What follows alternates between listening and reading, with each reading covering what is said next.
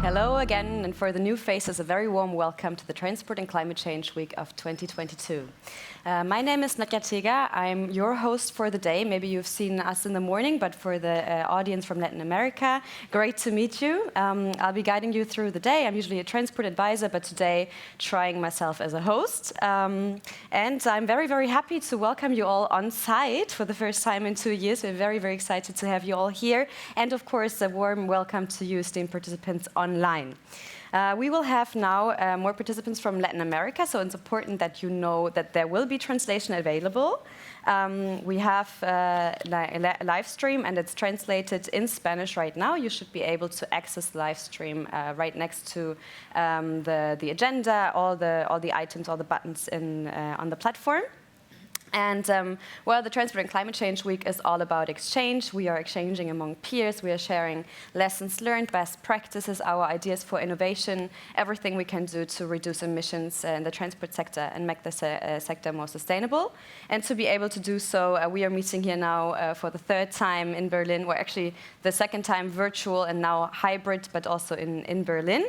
And very, very excited about that, so that you all are able to exchange, whether you're here in person or online.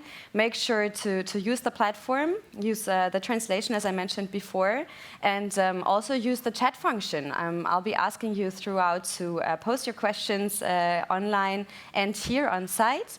And you can use the chat right next to the live stream, and you can also answer our polls there. And you find, of course, also the networking areas, lots of functions on the platform, so make sure you use it.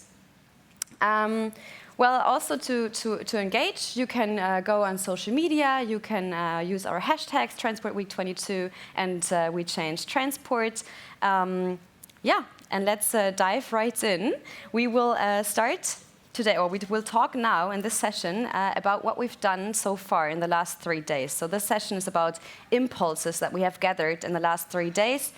We have been traveling the world, basically. We have started with side events, but then we dove right in to transport in Africa, having discussions on how to make transport more sustainable in Africa. But then also on Wednesday, we talked about that topic in Asia and on the Latin American continent. And we'll do so tomorrow for Southeast Europe. And this is where we are trying to connect the dots. This is the session, and I'm very excited to, for that, welcome with me two panelists on stage. Daniel Bongardt, he's the program director of this of Transport and Climate Change at GIZ, and Maruxa Cardama, one of our partners, SLOCAT, Partnership for Sustainable Low Carbon Transport, which have been hugely involved in making this possible. So thank you also for being here. It's a great pleasure to host you here again. My first question to you, Daniel, when you look back at the last 3 days, at the very full program that we have had together already, what would you say, what stuck out? And when you look back, maybe you can tell us a little bit about your experience. Yeah, thank you, Nadja. Thank you for everybody coming here. Thank you for colleagues being online with us. It's a big pleasure to have that event now again and discuss with you. And I'm especially looking forward to this session now, where we have not only Maruxa, but we have colleagues from the various hubs that happened. And you asked me, Nadja, whether what session I liked most. I have to say and admit that I don't have the full basis because I wasn't able to watch everything during the last few days. You mentioned 40 sessions. That's quite a lot. I think one of the highlights, and which is very important, is that we had an Africa Day. At GIZ, working on transport, we very much focus on Asia and Latin America. And in that respect, now putting Africa on the agenda, that was something that was quite important for us and quite relevant. So you see here some pictures of the studios where we have been and where we have traveled through. So you see, for example, me in front of the camera at the Africa studio. That is how it looks behind the scene. And you see colleagues in Hanoi, a full team of committed people who rocked yesterday in the morning. And so then in Latin America, basically it's a tent. And in that tent, there are about 60 people, a hybrid like we are here today in Berlin. And so they have really partners from all the Latin American countries there. And I think I have to say as well that so this event is really about cooperation. We had this discussion in the morning about multilateralism, and even if it comes to such a small event like this one here, so it's about cooperation. So we have so many partners. I'm not sure if the partners have been shown before, or it's being the next slide. Yes. So this is only possible if you have good connections and cooperating together with many people. And I think those partners, you have been the basis for this, because you gave your input either as a presentation in some sessions, you organized side events. I think the very first one was from the Asian Development Bank. Maruxa from SLOCAT, you had the young leaders in Africa. We had UN Environment working on electric mobility quite a lot. We had this morning Agora Verkehrswende. So this is really a great opportunity to join forces and also motivate each other. Very, very good. Thank you very much, Daniel.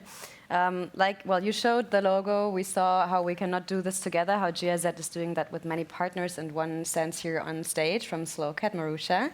I would like to ask you, you are very, very busy, also working all the time on making transport more sustainable. If you look at a week like this condensed with like all these ideas from very different parts of the world, we saw before more than 130 countries, does that give you hope, and what about it drives you? Well, it does bring me hope. You're talking to a recalcitrant optimist. So, you know, that's the first thing to disclose here, the bias. But how terrific to be here, by the way. Thanks very much, you know, for the opportunity and seeing human beings in front of us and being able to have great conversations with colleagues from around the globe. I think that this morning we've also heard how ambitious it is, the type of challenge we are tackling here, isn't it? It's really transformative and systemic as a whole. And I think that it was very interesting as well to see how it's about interconnected challenges. And that, from us in SLOCAT, is really something that keeps us going. The notion of interconnected challenges that we are having to tackle, from equity in transport access, which is very much at the end access to jobs and opportunities, to the challenge of reducing the emissions in transport. Or it was also mentioned the challenge of making transport systems more resilient, not just to climate, but also to global shocks. And then, of course, that huge challenge of socially just transitioning out of the heavy dependence we've got on fossil fuels in our sector. We know that the goal is very visionary and extremely challenging, but what gives us hope as well is that the IPCC has told us that a pathway for the transport sector compatible with the Paris Agreement is possible. Of course, it will be a systemic and radical change.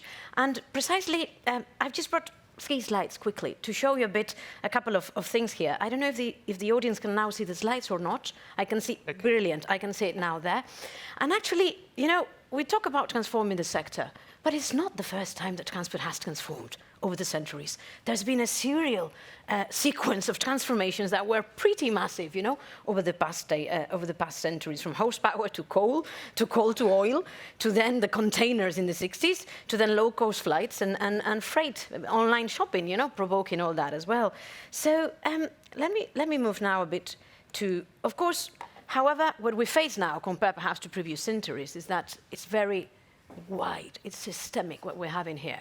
But what brings us hopes as well is that we know that there are a series of vectors out there, the vectors of today and of tomorrow, I would call them, to really transform and go towards that pathway of sustainable low-carbon transport. And we see elements in mindsets of people and also of companies, in the cities, how we are rethinking our cities, in technology, where it's not just all about electrification, it's also renewables, we heard, and also the digital services, and of course in the economics, the notion that there is more acknowledgement on what we've been needing to do on infrastructure and the investments that go there.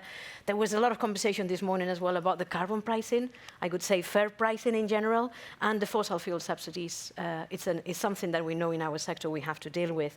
So with this in mind, of course, the notion is that how we transform, and I didn't want to miss the opportunity of leaving you, perhaps enticing you to visit our website and have a look at these 11 key transformations for the transport sector, particularly on land in particular.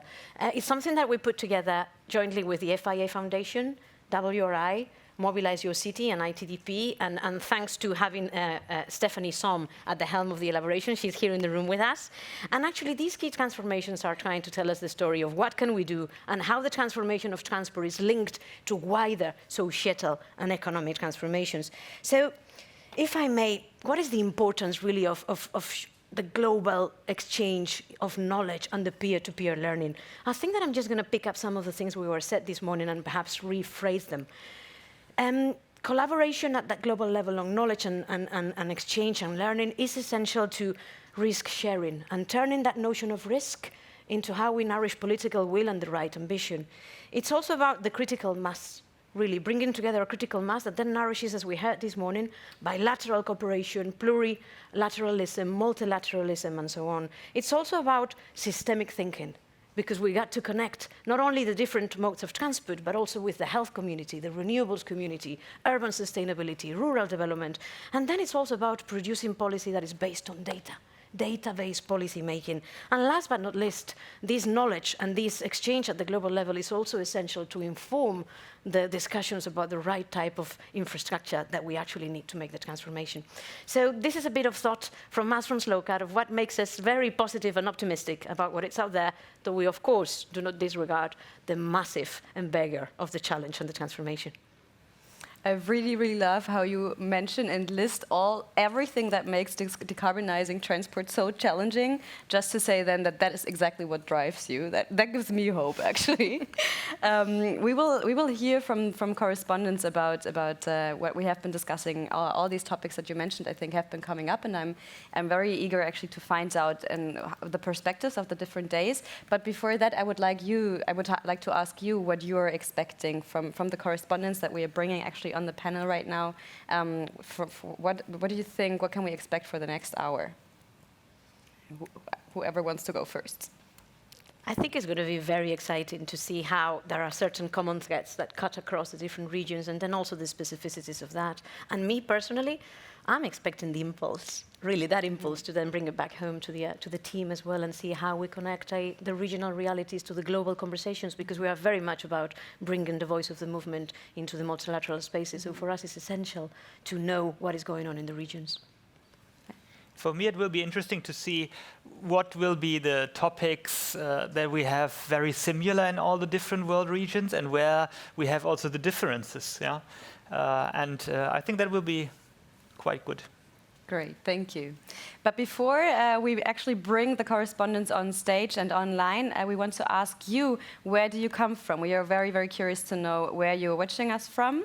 We are having these regions represented here, but of course only 5 people, and we know there are many more people watching us from many more countries, so make sure to check out the poll that you find right next to the live stream and give us not your vote, but basically your country. Thank you.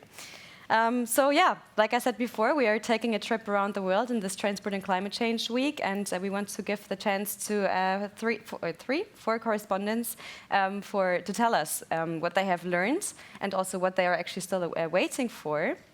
And those are Regina Guitau from Africa, she's going to be with us, and also Daniela Soler from Latin America. Cobarrubias is going to represent the Asian region, and I'm very, very happy to welcome with me on stage Emir Hoxha from Sarajevo, who's going to give us an outlook for what we can expect for tomorrow. We will have to make a bit of space, I think, so give us a second. Yes. I'll steal this.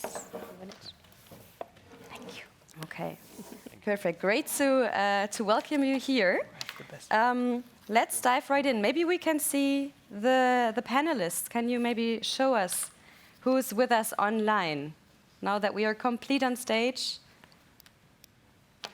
Perfect, there they are. Welcome. Thank you so much for giving us your time and for agreeing to report back, or giving an outlook, in your case, Mr. Hoxha.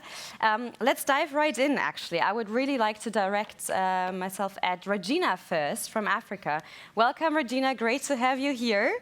Maybe you could introduce yourself and tell us really quickly how did your path lead you into the transport community? Thank you, Nadia.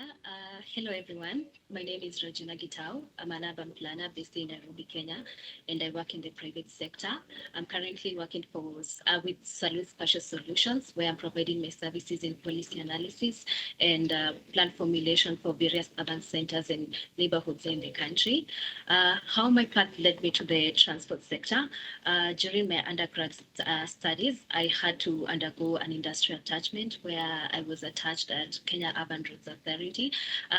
During my time here, I was exposed to the realities of the entire road cycle, that is planning of the road infrastructure all the way to the implementation phase. I was also involved in a pilot ITS project for 10 road junctions in Nairobi, which was quite thrilling. And just to say the least, it sparked my interest in the transport sector. Also, coming from a country and living in a city that is facing diverse urban mobility challenges, it has become my interest to provide sustainable land management solutions that ensure that there's access to services and there's ease of mobility for urban inhabitants. Perfect. Thank you so much, Regina. It's great to have you on the panel. I'm noticing a similarity here. You are an urban planner, and I know, Maruxa, you have a pretty strong background in cities, huh? Maybe, how do you relate to what Regina said? I mean, tremendously, Regina, because I think that you've put people at the center. You've talked about access. And actually, when we go particularly to the Global South context and we look at how urbanization is developing in those contexts, I think that access is all about it. And also how access is manifested in different services, for instance, in informal transport, isn't it, in paratransit. So it resonates heavily, and kudos for the excellent job you're doing. Thank you, Maruxa. Thank you, Regina. Let's move now to Asia. Cobarrubias is with us to represent the region. Maybe you could please introduce yourself and tell us a bit on about why you work on sustainable transport. Sure. Hi, everyone. Thank you so much for tuning in. So I'm Cobarrubias. I'm the Asia Hub correspondent for Transport and Climate Change Week 2022. I'm an undergraduate student at the University of the Philippines, Diliman, and I'm an advocate for sustainable transport. So I actively participate in civil society organizations, Out Mobility Philippines and the Move as One Coalition. And I work with sustainable transport largely because of the frustration I feel with our transport system. Here in the Philippines, it is very normal for people to wake up at 4 a.m. and endure really long lines at transport terminals just so they could get to work by 9, which to me is a very undignified experience. So for things to get better here, you really need to push a paradigm shift in mobility. So really driven by the desire to create impact in a transport system that I believe should be more equitable, more inclusive, and more sustainable. Thank you very, very much, Kola. Well, I share that frustration. I can understand that really impacts, or that shows us, I think, that transport impacts all our lives. And it's not only about reducing emissions, of course, but also of increasing life quality, for example. I wonder, Daniel, you have lived in Beijing, you have lived in Asia before. How does that resonate with you? What were your experiences back then?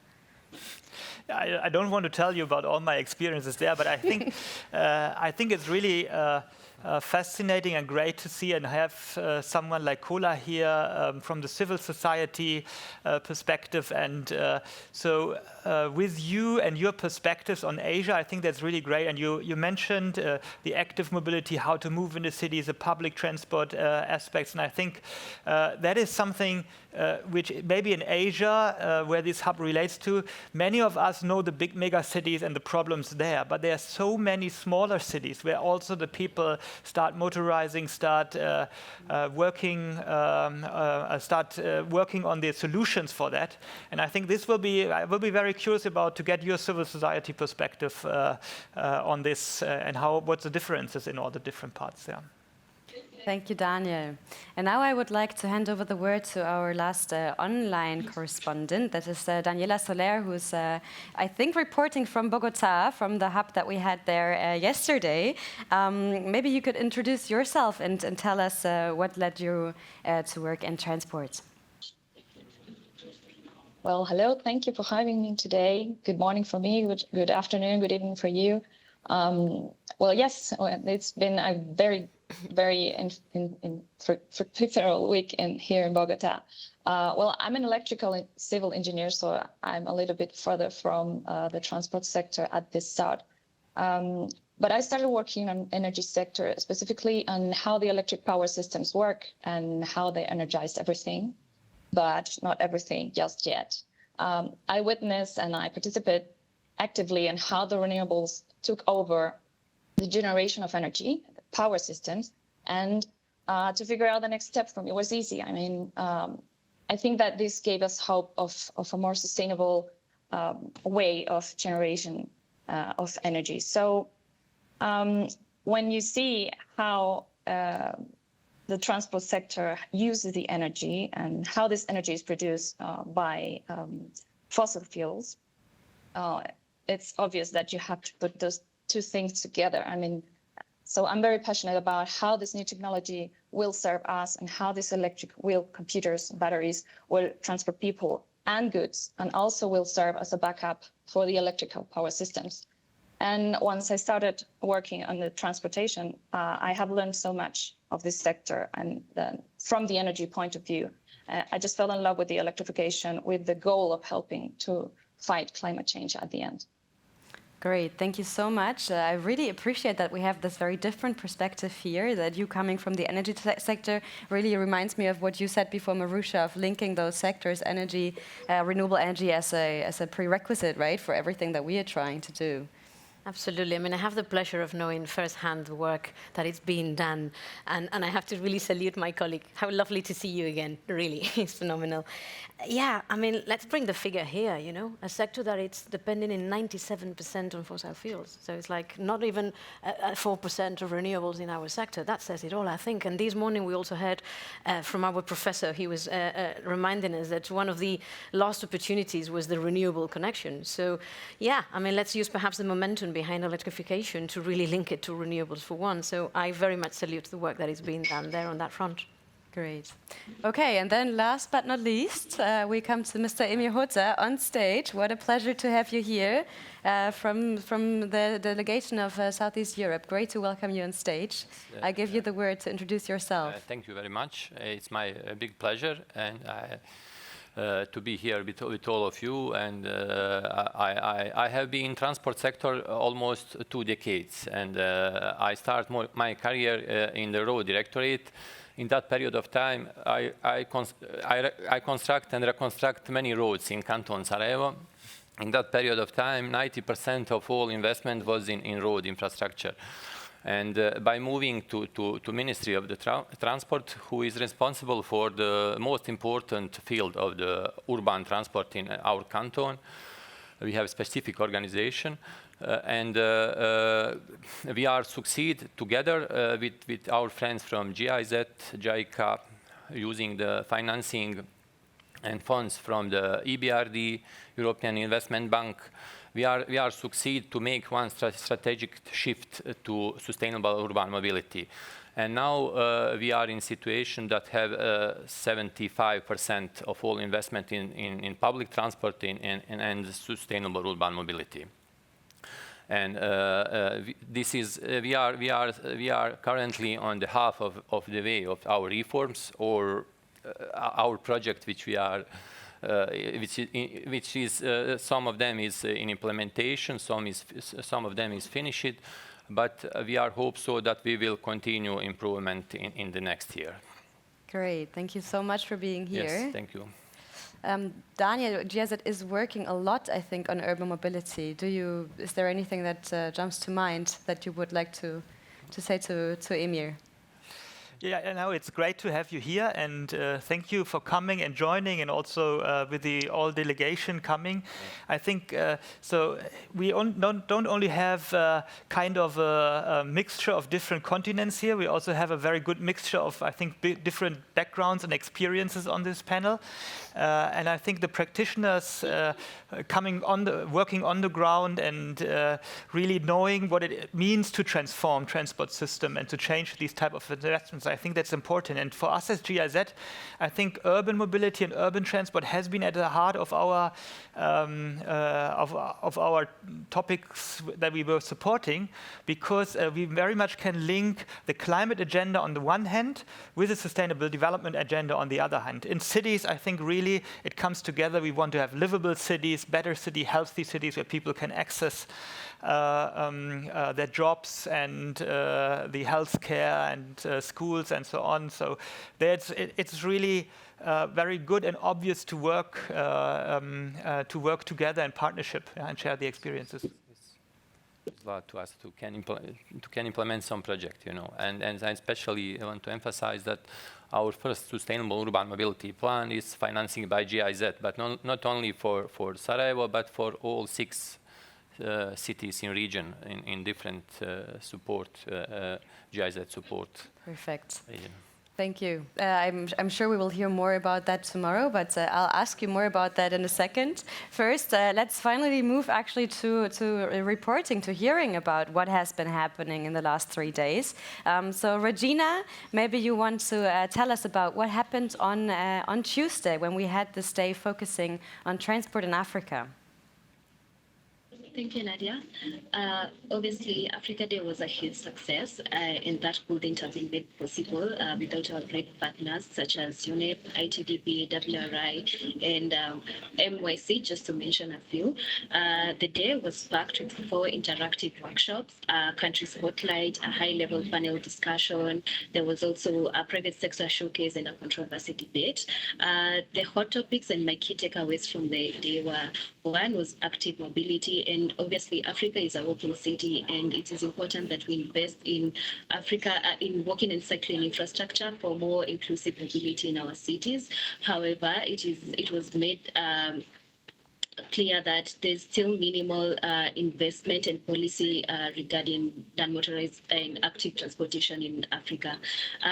The other hot topic was e-mobility, whereby we had like a great exchange with African companies that have made innovative e-mobility solutions for urban and rural communities, which is quite commendable. It was also made clear that the future for e-mobility in Africa is for 2- and 3-wheelers. Reason being that they're meeting the user demands in the continent, they're affordable to purchase, they're easy and require low maintenance, and also they can be produced locally. It was also great to see the synergy between the transport sector and the renewable electricity sector, and also with an impressive case of Cape Verde, whereby they presented their strong e-mobility plan, which is quite anchored and driven by energy independence. And obviously, the e-mobility sector in Africa is still beginning, and for it to accelerate, there need to be a lot of finance that is directed to the sector. And we had a great session with UNEP, whereby they enlightened us on their regional support and investment initiative, whereby they're financing cities and startups with finance and advice on electrifying their transport sector.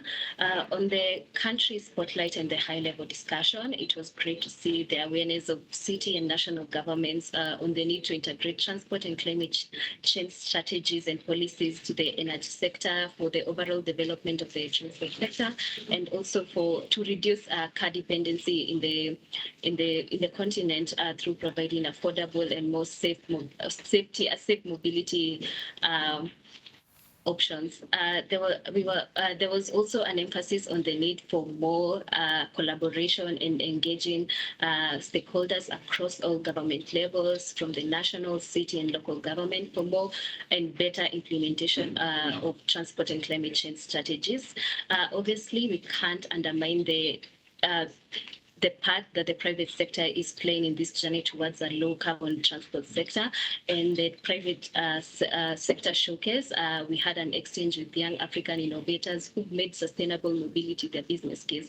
And I think this is essential for policymakers so that they can identify the best framework to support these young innovators and collaborate for a better transport sector in the continent. Lastly, data was emphasized on the essence of data in achieving an efficient transport sector, and we saw how great African innovators have used data, for example, to plan for route planning, planning for mass rapid transport in the continent, and also for better innovative digital payment systems, which was very commendable. To conclude, I think with COP27 coming up in a few months, it's great to see the dynamism and consciousness of African countries on their vision towards achieving low carbon emissions. And I think it's going to be a great chance. It's going to be a great chance for African countries to speak up in one accord on what they need and how they can be helped towards achieving this vision. Thank you. Thank you very, very much, Regina. Very interesting for all of us, and of course also for people that maybe missed the Africa Day, so thanks very, very much. Let's go east and move to Asia. Kola, maybe you can tell us a bit about what happened yesterday at the Asia Conference Day of the Transport and Climate Change Week. For sure, yeah. So we had Asia Day just yesterday. It was so jam-packed with knowledge-sharing sessions, insights, and workshops with experts and practitioners all over Asia. So there are a lot of interesting developments in the space, from EV charging to transport digitalization, public data sharing, and so on and so forth. So two main hot topics I want to bring the spotlight on. The first being the blind spots and the challenges in decarbonizing transport in Asia. So we kicked off this week with a side event, which is a debate on whether we can meet our targets with regards to the Paris Agreement and the SDGs in the transport sector. And from those discussions, we learned that there are windows of opportunity, there is momentum, but there needs to be swift action as transport emissions are growing. And we also learned that the transport policy landscape in Asia needs to be more ambitious. The Council for Decarbonizing Transport also says that there needs to be a shift in focus towards optimizing existing transport systems. So there is huge potential in working with what we already have and going with these quick wins are very low cost yet high impact solutions. And the second main highlight that I also want to share here was a very insightful discussion we had on gender and transport yesterday evening. And from that discussion, we learned that there is still a lot of work to be done when it comes to giving women a seat at the table. Right? So the mobility and travel patterns of women are very different. And so we really have to amplify the voices of decision makers and transport practitioners who will be designing systems that make women feel safe, systems that respond to their needs. So yeah, lots of momentum here in Asia, very interesting developments, and I'm looking forward to more opportunities for collaboration within the region. Great, thank you so much, Kola. And with that, I hand over to Latin America, where we also had the regional day yesterday. So Daniela, please. Thank you. Well, these days for me have opened the sustainability of the transport sector even more, and I can say it like in more layers. We started the week talking about how important it is to consider the gender and inclusive perspectives when we are redesigning the transport sector. Like we are in this tipping point of redesigning this sector. So we already know it is not just about trading one vehicle for another. It is very important to consider how women, children, and the grandparents travel and why they travel. So we can make a better transportation for them and left no one behind at the end. We have also discussed a lot about active mobility and how town planning can improve the quality of life of everyone in a city. The main takeaway from me is that it is not just me who thinks that public space should be for everyone. Public space belongs to everyone. Pedestrians, public transport, bikes, cars, and dogs. I'm a dog person, so dogs also. Of course, this is important. And I love that the focus this year's discussions were on people. But my main focus, as I said, is the better use of energy and the energy efficiency of the transport sector. And it was really amazing to realize that almost every country that I heard about these 3 days on Latin America have similar goals than us. So I think this makes the region very powerful and very attractive as I have, and this like builds this critical mass that Maruxa was talking about. So it's been a great week, for sure. Great, I'm very glad to hear that. Before I move from you to Emir on stage, I want to remind you all that you can use the chat to ask our correspondents and of course also our panelists here on stage, Maruxa and Daniel, your questions. Just don't hesitate to use the chat, post them there. We'll receive them and are happy to ask for you, and also the same of course for the on-site participants. So Emir, I know, of course, Southeast Europe, we haven't been there yet. That's planned for tomorrow. Maybe you can give us an outlook. What are you looking forward to? In our region, we have some countries which is members of European Union, you know, but also we have 6 countries which is in accession process. And its situation is different country by country, but have a lot of similarities, you know. And through this cooperation with GIZ, but also with some other project, also we have some project with JICA, and we are trying to cooperate together and to exchange some idea and from my point of view, the problem in all cities is the same. You know, depends on the size and you know. But we have cooperation with capitals. Sarajevo Canton have cooperation with capitals from other cities, and you know, increase of the car was in last 2 decades was enormous. You know, and infrastructure, you know, it's not sufficient, and also, we have a lot of traffic jam, and especially pedestrian and people who walking. It's, you know, affected by pollution from the car, and in our countries is also very old private car fleet, and you know, especially in some cities. Situation is worse in the winter season, you know, because we are have in winter we can see pollution, you know. Maybe on the summer we also have a lot of pollution on our streets, but it's in that period of the year is visible, you know, and that's you know, that help us to change something. And a lot of cities invest, especially in public transport, try to improve cycling and cycling infrastructure. Also, all innovation in micromobility is present on our streets, but I think we must take care about the pedestrians. That's one of the field. Maybe other fields, you know, some capital and some money is behind, you know. But sometimes when you look pedestrians, how they walk through polluted car, you know, you don't know which program to prepare for that, you know, or some pedestrian corridor or something like that.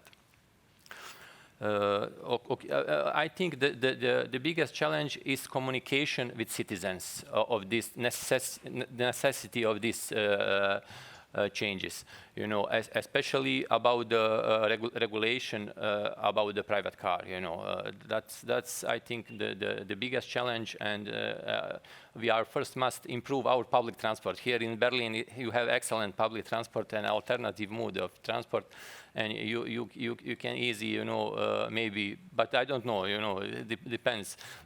Maybe you can reduce the using of the cars. But in our countries, first we must improve quality of the services, and after that, in next 2 or 3 years, I think we can try to go with restriction. Okay. Thank you, Emir. Thank you to all of our correspondents for their reports. Once again, if you have questions to them, please post them in the chat. Maybe here on stage, do you already have questions? I don't want to exclude you, or any comments already? Well, my first comment would be that it's very interesting to see how all the regions have shown us that it's not just about one part of the equation, that this morning avoid, shift and improve was mentioned. And we actually, I think we've seen from the different correspondents how you touched upon those different elements of avoid, shift, and improve. Particularly interesting to me, all the conversation about walking and car ownership. I mean, you know, we know that the rate of road fatalities in Africa is tremendous. It's actually the highest across global regions. And we also know that car ownership, for instance, some countries in Africa have seen car ownership rates increasing in 250% from 2005 to 2015. And when you take it to the Asian region, you know that in those same years, there's been an 87% increase in car ownership rates, which is actually triple the global average. So the reflection is really, how do we either incentivize that modal shift, or actually modal shift retention as well, because in some countries you have already people walking and cycling but not in safe conditions. How do you retain it and incentivize it in the face of these pressure, very clear figures that are seeing car rate ownership, you know, car ownership rates being really above the roof? That is really the conversation, I think, for all of us. Absolutely. And probably as well the pressure that our decision makers and politicians feel on a day-to-day as well, isn't it? The difficult political decisions are to be taken there, whether it is at the local level when you're a mayor and you want to create particular zones, you know, and use regulation for that, or whether you're at the national level. Mm-hmm. Mm-hmm. Okay, thank you very much. Actually, now I would like to give the chance to the correspondents. Maybe you have questions to each other. I think we had some great impulses and very interesting to see how different the focuses were across the regions. Maybe you want to, since we want to enable exchange here, and of course it's a bit tricky since we are in different regions of the world currently. But please, if you want, make use of the opportunity to pose some questions towards each other. I don't know who wants to start. Maybe Regina, you go first, if you have any. Yeah, sure. My question is to Mr. Hoda. It's quite interesting to see how we have similarities on the kind of problems that we are experiencing in both our regions. And one is car ownership, as Maruxa has said. Like, car ownership in Africa is at an all-time high, and it's set to increase over time as people's income continue to increase. So I'd like to know what interventions have you put in place to reduce emissions and pollution from cars in your country and your region? Yes, thank you for your question. And we are adopt our SUMP in 2020, and we are implementing many projects which we are, which the main goal is to reduce the using of the private car. In this moment, we have investment in public transport, and we are purchasing the new trams and new trolleybuses and new buses. Also, it's in our plan in the next year. Also, we are construct about 30 kilometers of bicycle path, and also plan to construct additional 50 kilometers. We are trying to improve cycling infrastructure, and also we are implement one project about traffic control center, and the main goal of that project is to give priority of the public transport. And we are also implement a lot of other projects, but this is maybe most important. Perfect, thank you. I hope that answered your question, Regina. Emil, do you have a question, maybe? Yes, I have one question for Chile, you know, and how they working, how Chile is working to move from policy to action step by step in its national e-mobility policy. I'm interested. What do you do? Thank you for the question. Yeah. I guess it's an interesting question, because it's like, how do we get into action, right? Yes. So as we developed and worked on the recent update of our electromobility strategy, we also was working on what to do first and what to do next. And so we mapped out the logical order to work on the different actions that we listed. And in essence, the electromobility strategy is a bunch of concrete actions that builds up from having tested. We already have like buses operating electric taxis, charging stations. The banking is also starting to give specific products, and insurance companies are also working on that. So we have tested a lot, and now we were in a point that we developed this map of next actions and next steps, and essentially we built this strategy based on what to do first and what to do next. And we also made this electromobility strategy a very highly participative process. We had inputs from different kinds of actors, and we also now have the task of articulate all these actors and of course follow up on their actions. And the actions of the electromobility strategy are not only from the Ministry of Energy that we develop the strategies, also actions that the Ministry of Transportation had to do, and the Ministry of Environment and the private sector also. So we have to articulate and follow up on what we set as goals. Great. Thank you, Daniela. I must say, I really like this ping pong between you guys. You're taking over my job. So maybe, Daniela, do you want to continue? Do you have a question to any of the correspondents? Yes. So I have a question for Cobarrubias. So as I said, I worked on electrification of the transport sector. But I was wondering, and always talked about active mobility this week, how an active mobility strategy can work with an e-mobility policies and not compete between each other, like to be complementary between each other. Yeah, thank you for this really interesting question. So I think with all the discussions that we've had this week, there was emphasis on making transport networks more integrated and connected. And definitely, I think active and e-mobility could work hand in hand on that front, right? So for example, in order for people to access e-mobility, such as e-buses, for example, using active transport like bikes is a great and efficient way for people to get to their terminals or their stations. So I think there is great potential for that complementary relationship between active and e-mobility, with active mobility serving as a first and last mile solution. So, this way, the collaboration could make the travel experience more seamless for people instead of, these two modes of transportation being in competition with one another.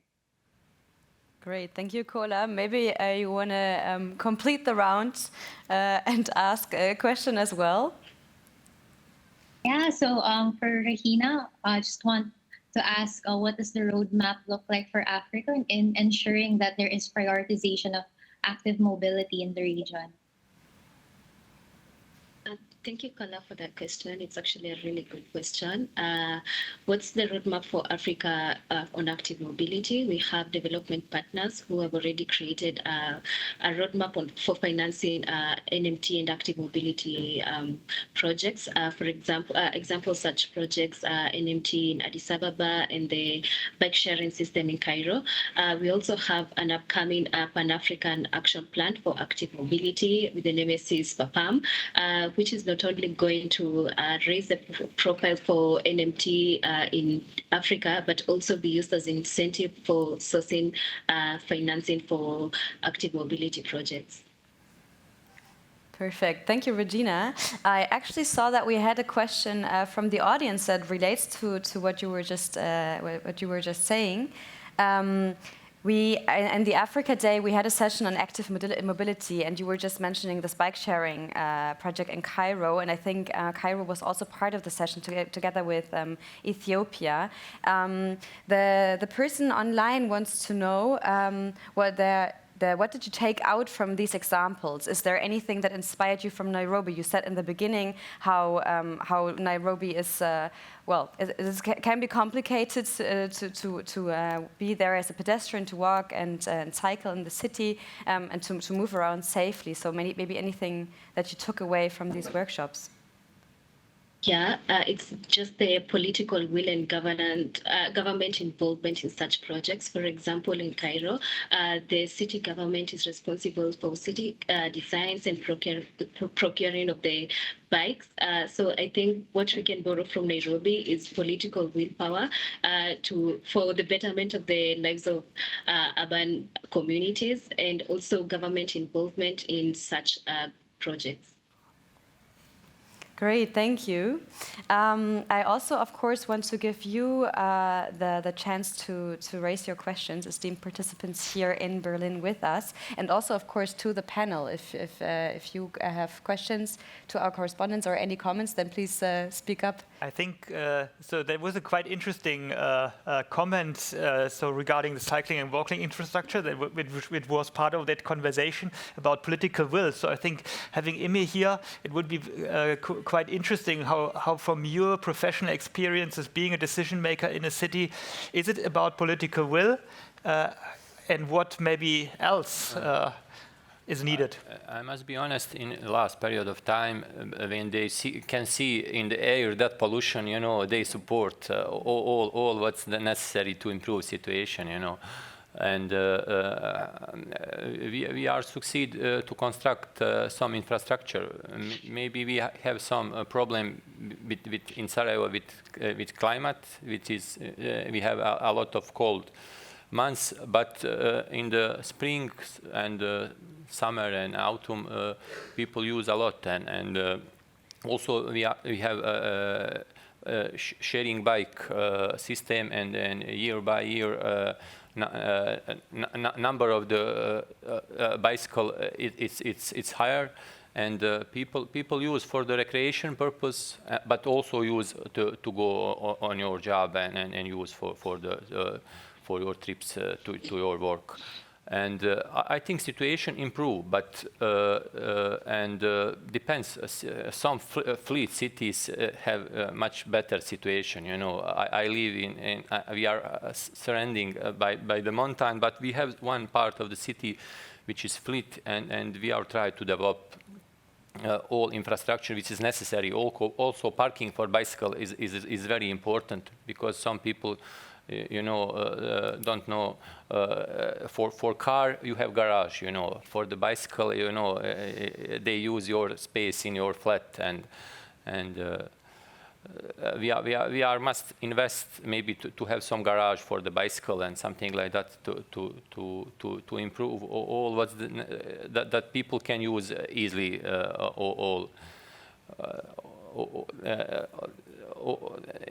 but I think the first step is to invest in infrastructure, and I think we have political will. Maybe sometimes it's not so easy to implement something. When you implement some project, you usually have problem with expropriation and something like that. But also we can use the existing infrastructure.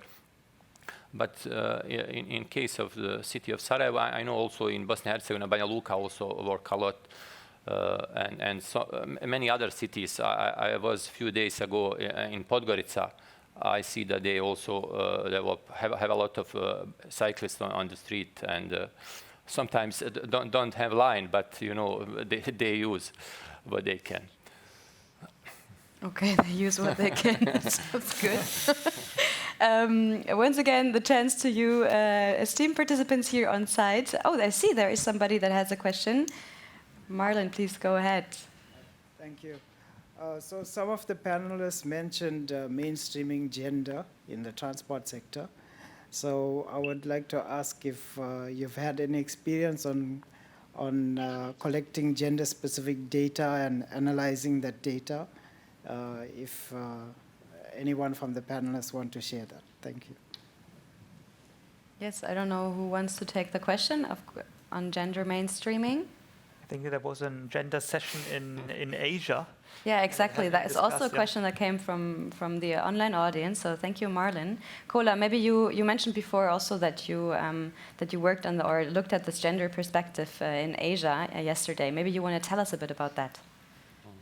Yeah, yesterday in the gender and transport session, one of the speakers, Dr. Durley, shared with us some interesting findings from her research.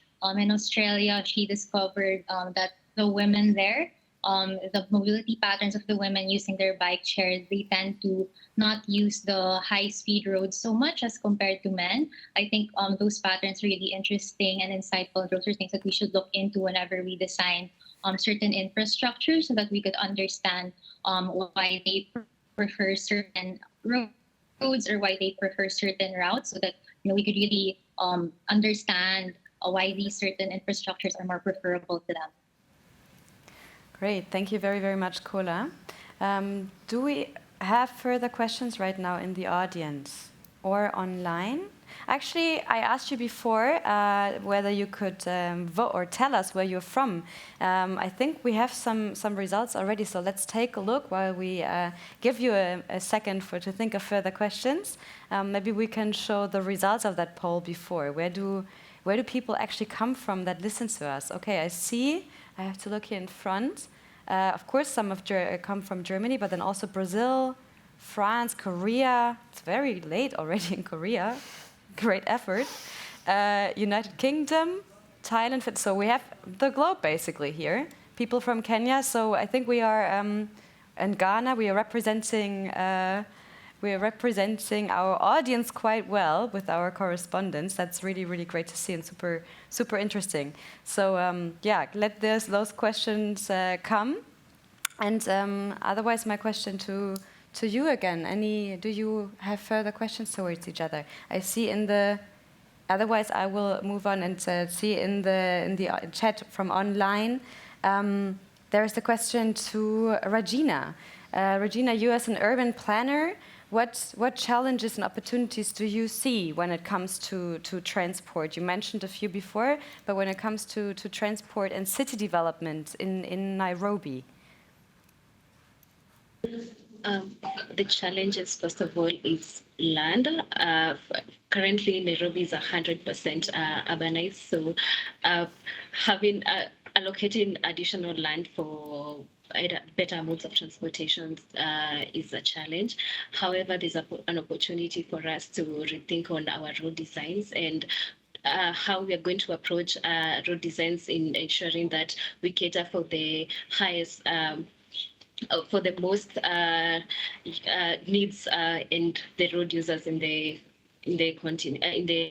city. Opportunities, more job creation, especially with the electric e-mobility modes that are coming up, and mostly also more government revenue, especially from the charging infrastructure, and also incentives from maybe the startups that are coming up, or even importation of e-vehicles in the country. Great, thank you. Thank you for that insight on Nairobi. Well, you mentioned this charging infrastructure. Daniela, you are working a lot on electric mobility and on energy efficiency.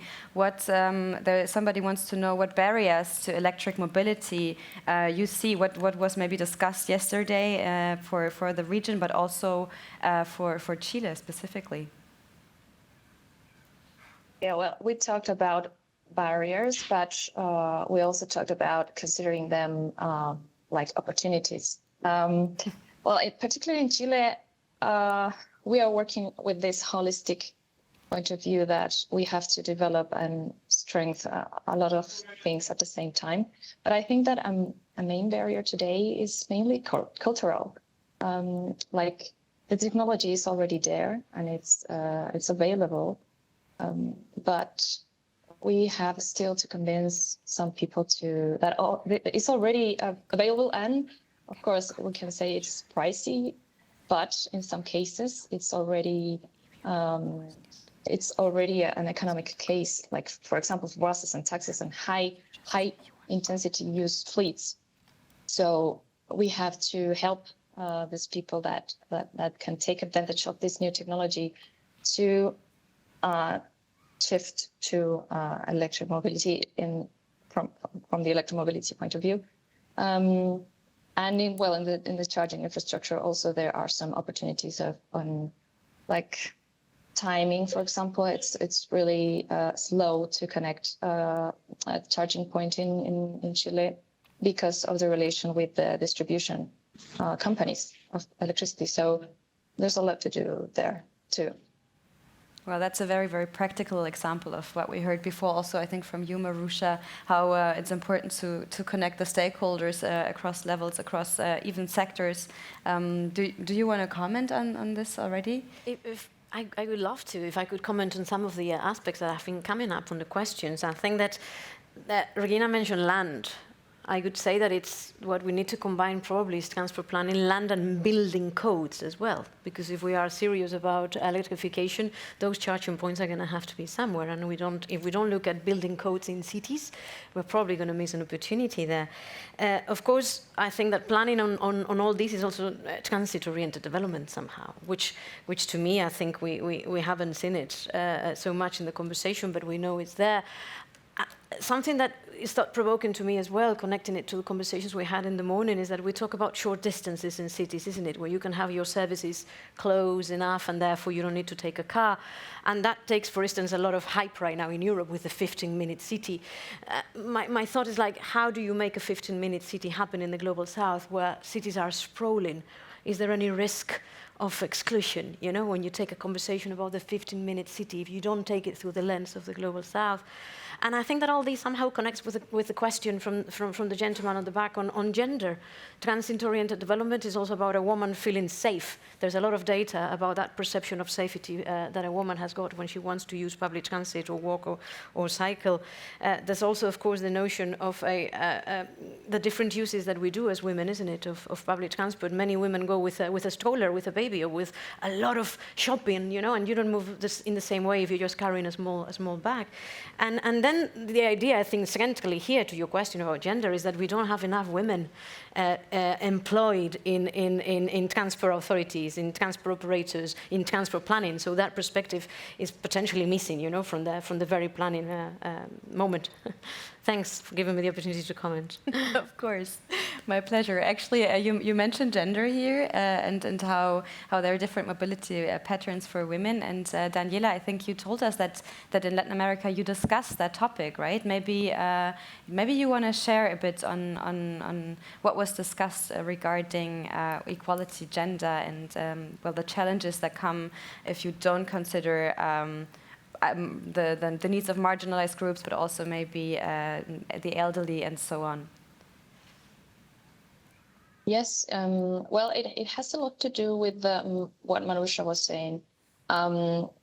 If you don't take into account that perspective, you have an important part of the population that is left behind and feeling insecure in the public space, which belongs to everyone. So I think it's very important, and it was discussed that we should be very conscious about taking into account this perspective, not only women, like other vulnerable users of the transport segment. So then as a woman, it quite touched me too, because I have felt insecure in the street or in a bus or with the inability to go somewhere because it's late at night. And if I don't have a car, I can't go because it's unsafe. So it's a pity today, and we have to work on that for sure. Yeah, great. Okay, thank you for that insight. I would like to move to a topic that we haven't touched yet, I think, and that is freight, because I see here a question. Emir, you mentioned before that that there is a collaboration between I think 6 cities in the region about regional connectivity. Does that actually include freight, or is it only about but is it about passenger transport? Through this cooperation with GIZ, we are mentioned all field of the transport, and last cooperation which we are having was only about the public transport issues, you know, and we have deeply in COVID period we have some online seminar, and 2 days ago have 4th. Before that we have one in Sarajevo also face to face. But we are discuss in that JICA project. We are discuss about the public transport, but this is only measure which in my canton it's not in implementation. We don't have any project. You know, we have plan and it's planned to work on that, but. I don't know very well the situation in other cities, but our first priority is public transport, you know, because I think we have 2 decades of every year we have on the street the worse and worse public transport services, and I think that is focus of our but also we must go in all way to improve other field. Yes, of course. Yes. Thank you. I wonder, that's really out of the blue now, but we heard before in the panel how important freight transport is, and I think all of us know that we will hardly stay in line with the goals of the Paris Agreement if we don't also look at transport, of course, from a city perspective. The idea for one new cooperation regional. Of course, whoever wants to join. But yeah, my question would be to the correspondents or also to you guys here on stage. Has there been or do you have an impulse? Is there something that was discussed at the Transport and Climate Change Week so far, maybe, or even, of course, beyond, where you thought, okay, this is something, freight is a topic in my country, but it's not, we haven't taken it up yet, and that could be an impulse for me to take back. I know this is, out of the blue and maybe a bit difficult because we talk so little about freight, but I want to give the chance for this topic.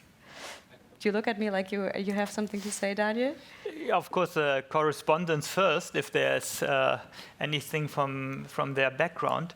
But I think having had the session this morning in mind, where we have heard from the panelists and from the State Secretary from India, what the challenges are and what we are planning, I think there's one common point in freight. It's also about cooperation. That we have heard now from the correspondents regarding e-mobility a lot. This is about cooperation.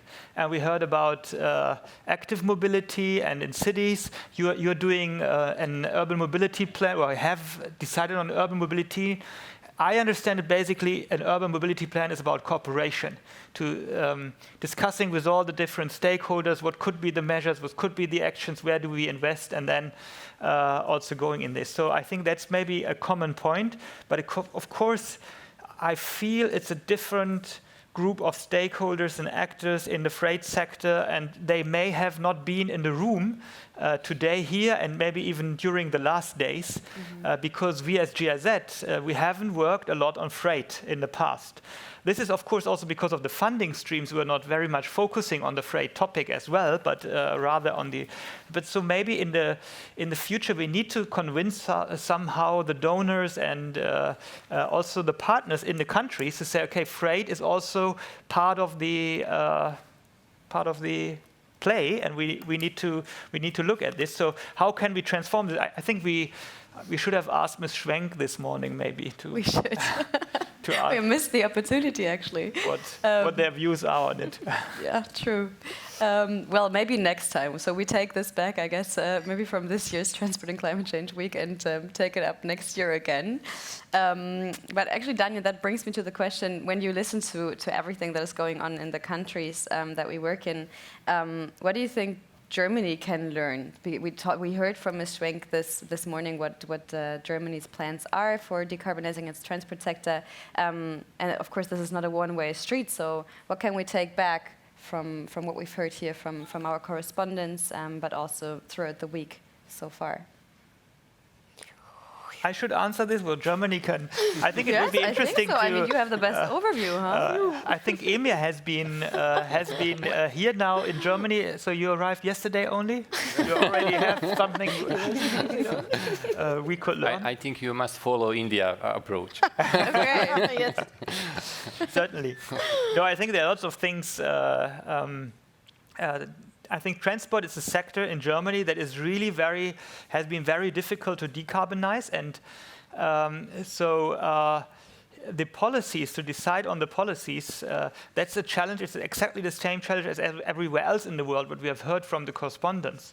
So I think in the end, we need to also look at the little solutions and the innovations. So for example, in Africa, so there were lots of discussions at the Africa Day about paratransit and informal transport, very different transport systems than we have them. But in the rural areas in Germany currently, we have big buses traveling around, empty.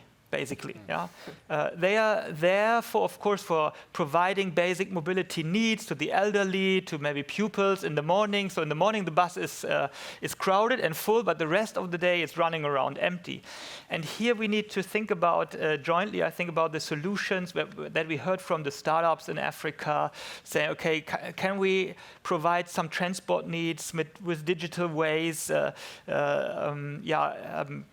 Better matching the needs with the opportunities here, electrifying this. We don't have means of transport like motorbikes, taxis, and tuk-tuks and other ways that are very flexible in that respect. And especially for the rural area that we haven't discussed yet, this is an area where there's really a strong need to tackle this issue here. Yeah. Thank you very, very much. I would like to ask a question to you, but also to the correspondents. Maybe something that all of you, I'm interested in hearing all your perspectives that you can answer really quickly. If we think about, or what do you think? What will we be discussing in, let's say, 2030, 2035 at the Transport and Climate Change Week in the future? What do you think are the hot topics of transport? Maybe it is freight. Maybe we'll only talk about freight anymore, but maybe you have other ideas. So who wants to go first? Daniela.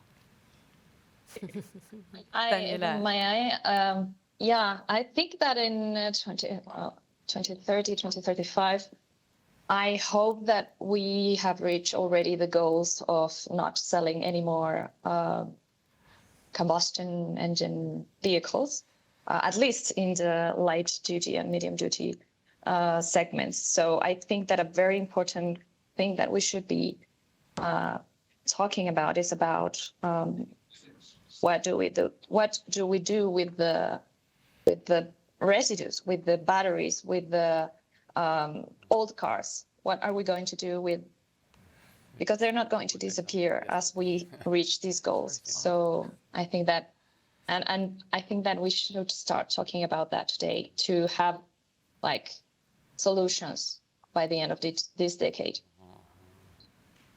Well, we even heard, thank you. We even heard that we have solutions, that we have options, that we know what to do. We heard this morning. We read that in the IPCC report. So I'm also very curious to see what is going to be implemented by then, and what will arise then. I give the question to the next person in the round who wants to jump in. Emir, you look at me. You will share your view. When I think about that, I think that we will back in the past, and we will back to walk and to ride the horse. And yesterday we see a very good example about the storage for the batteries and how can we use maybe that example. It's really good, to have that used battery to have. Storage for the some energy which we are collect and we cannot use in that moment. That's maybe one of the example. How can we use the battery? Mm-hmm. Yeah, I think that is probably also something that Daniela is thinking about a lot, right? Those batteries, this electric mobility that really depends on that. We have the batteries somewhere, store them safely also. So thank you for that. Who is up next? Who tells me what we will be discussing in 10 years' time at the Transport Week? Somebody jumping in? Yes, Kola, please. Oh, sorry, Irene. I thought you raised your hand. Go ahead. Putting you on the spot here. Okay. Yeah, sure. I think in 8 years, I think there will also be discussions about how electrification is part of the solution, but it's also not the only solution. Like, for example, here in the Philippines, even if we do electrify, all of the vehicles here, all the cars here, it still doesn't tackle how it still doesn't solve traffic congestion and how we make efficient use of our roads. So I think that's also something that's going to be an interesting part of the conversation in the future. Perfect, great. Maybe Regina, you wanna jump in now?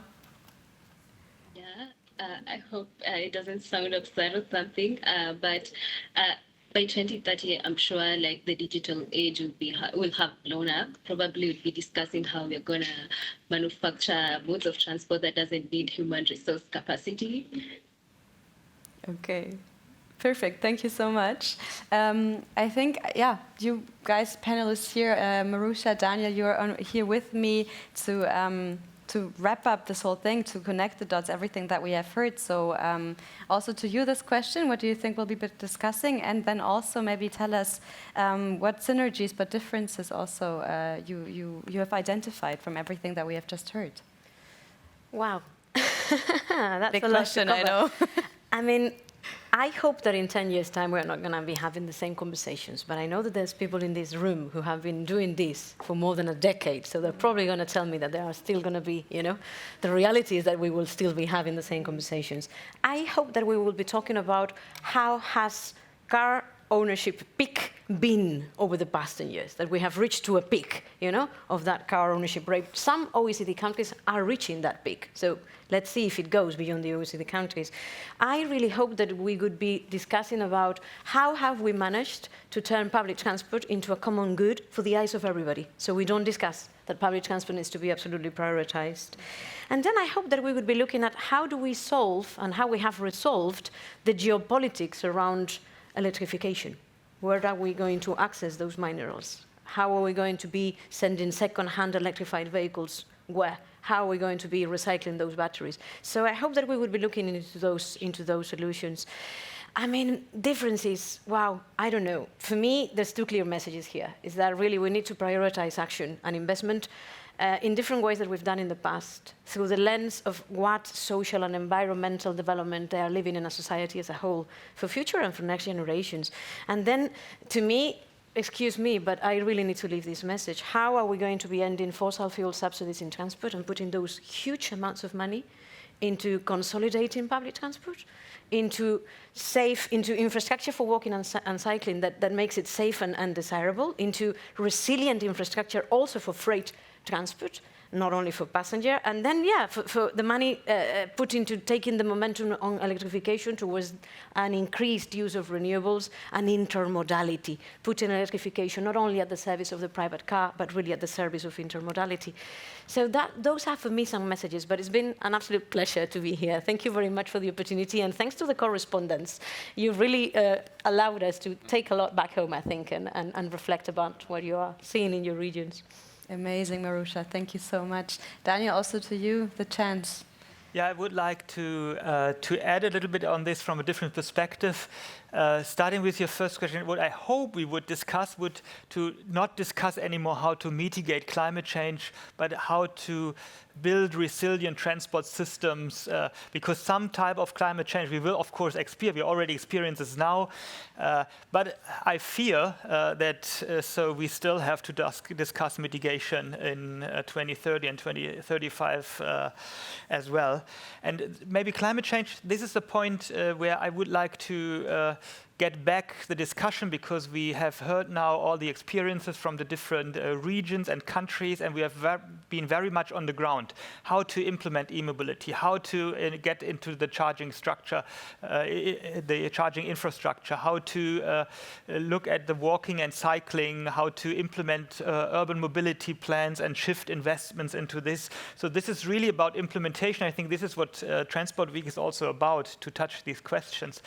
But we have been seeing also in the last year, and we heard it this morning, we have the overarching Paris Agreement goals, the well below 2.0 degrees, and we have lots of climate strategies now.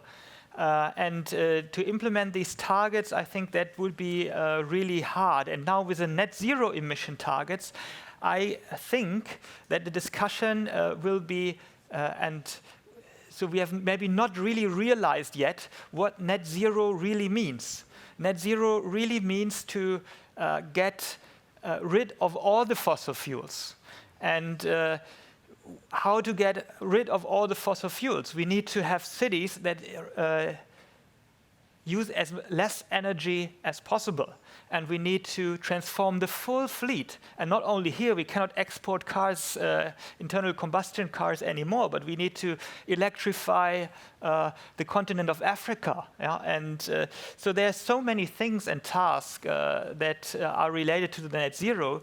The ambition is really great. And so this is, I think, what is great to see during that week, that we have so many ambitious people, committed, motivated people who want to take that challenge and get around. And especially the young generation, you've mentioned it already, which was around today. I think that's really promising to see, because we still leave quite a mess to you. And so there needs to be very committed people. Continue working on it. Yeah. Thank you very, very much, Daniel. Thank you, Maruxa. And yeah, I think those committed people we have here in the room with us, of course, the audience online, and our correspondents. And with that, to our committed correspondents, I would like to invite you to give us or tell us in 3 words what is the most important aspect in your view. I know it's a challenge, I know that, but in 3 words, to the most important aspect to achieve this decarbonization, this vision for sustainable transport that we have heard here now a couple of times. 3 words for each of you. Regina, let's start with you. We started the round off with you. Let's do that at the closing as well.